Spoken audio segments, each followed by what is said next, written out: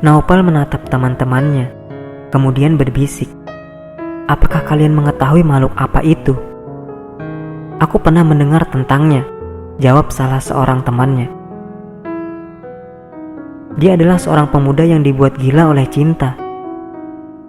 Dia telah meninggalkan dunia manusia dan tinggal di padang pasir. Siang dan malam ia menciptakan sajak dan puisi untuk kekasihnya. Bila segumpal awan lewat, dia akan berpikir awan itu membawa pesan dari kekasihnya. Bila angin sepoi berhembus, ia membayangkan angin itu membawa wangi kekasihnya. Maka segera ia menyenandungkan kidung-kidung cintanya."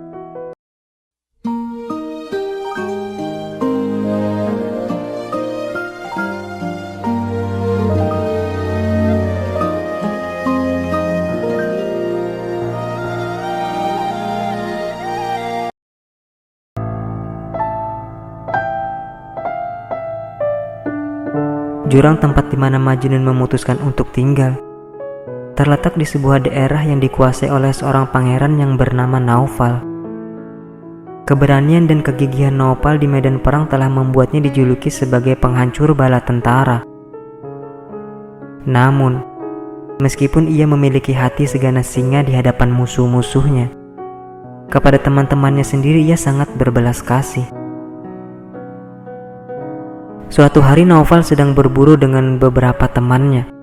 Mereka telah berkuda lebih jauh dari biasanya ke tengah-tengah gurun.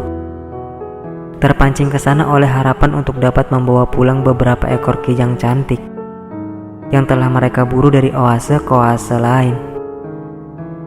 Namun makhluk yang lincah itu selalu dapat menyelamatkan diri ketika mereka mulai kehilangan harapan untuk menangkap buruan mereka. Salah seorang pemburu melihat kijang-kijang itu masuk ke dalam gua tak jauh di atas mereka. Naufal memerintahkan dua orang temannya untuk bersiaga dan mempersenjatai mereka dengan panah, busur, dan belati.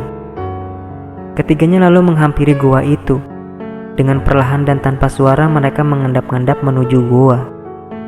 Sangat yakin bahwa sebentar lagi kijang yang terjebak itu akan menjadi tangkapan mereka. Tapi ketika mereka sampai di mulut goa, sesosok bayangan aneh menghentikan mereka.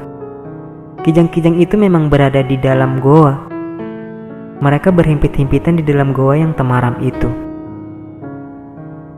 Mata kijang-kijang itu membelalak penuh rasa takut dan badan mereka gemetar. Tapi mereka tidak sendirian, karena di sana, di belakang salah satu kijang itu, meringkuk suatu makhluk yang tidak pernah dilihat Naufal sebelumnya. Makhluk itu memiliki tubuh yang kurus kering penuh dengan luka goresan duri. Rambutnya kotor dan panjang menjuntai sampai ke pundaknya. Apakah itu manusia atau hewan?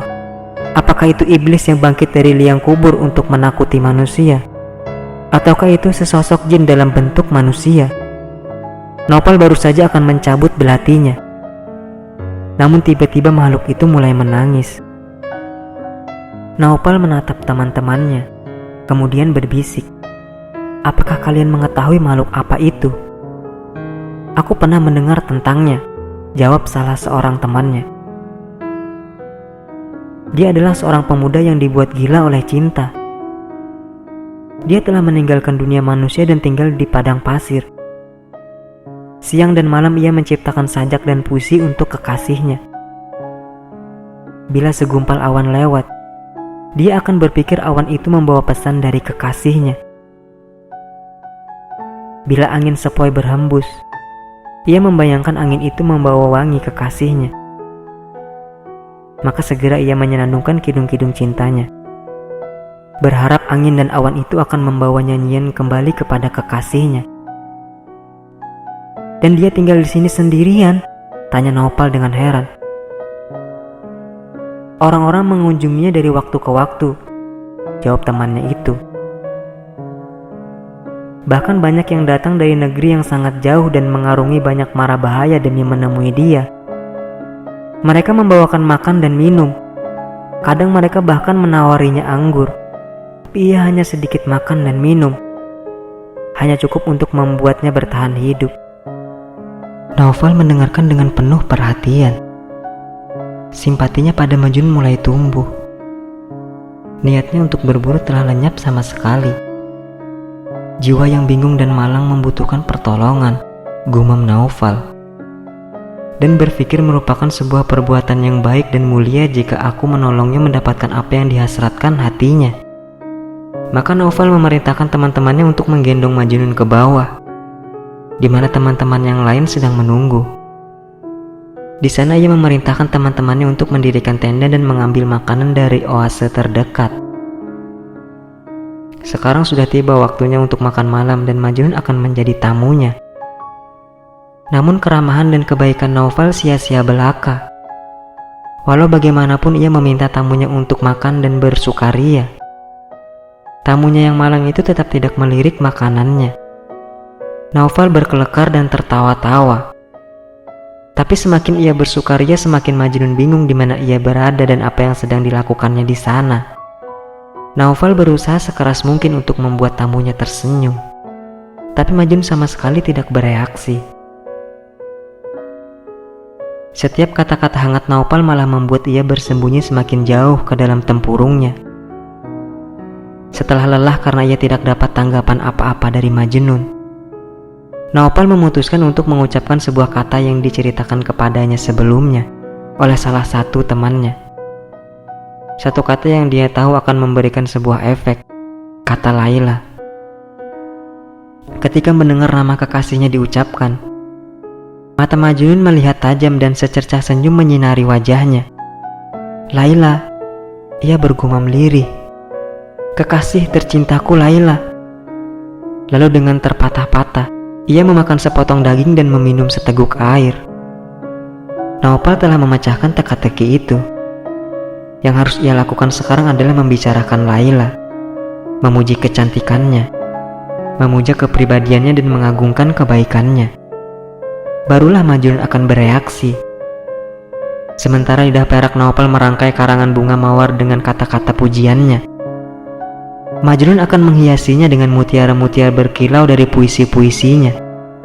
Walaupun syair-syair Majnun diciptakan tanpa persiapan sebelumnya, syair-syair itu tetap semanis madu, sekemilau emas. Naufal mendengarkan dengan takjim dan kagum.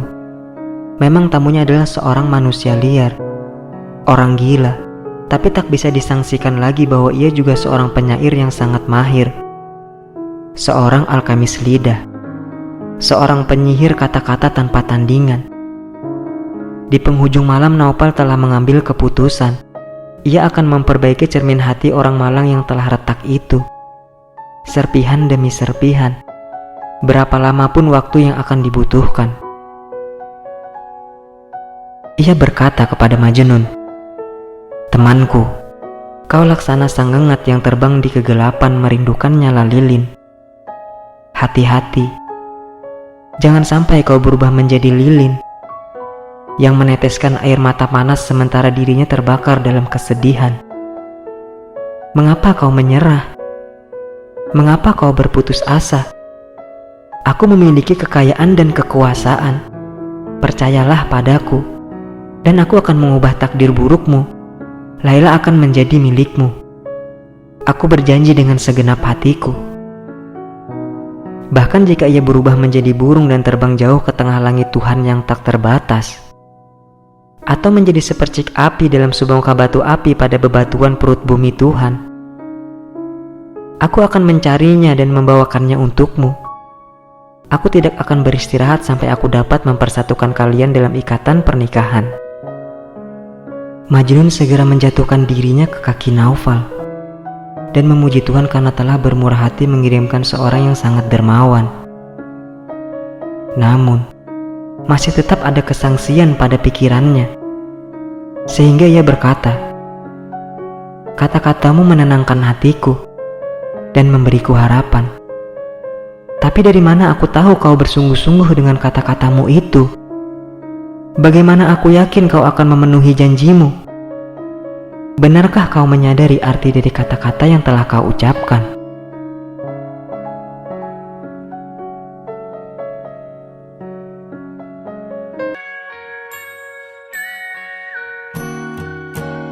You are my sunrise, you are the daylight. light, hide in the shadows of my mind.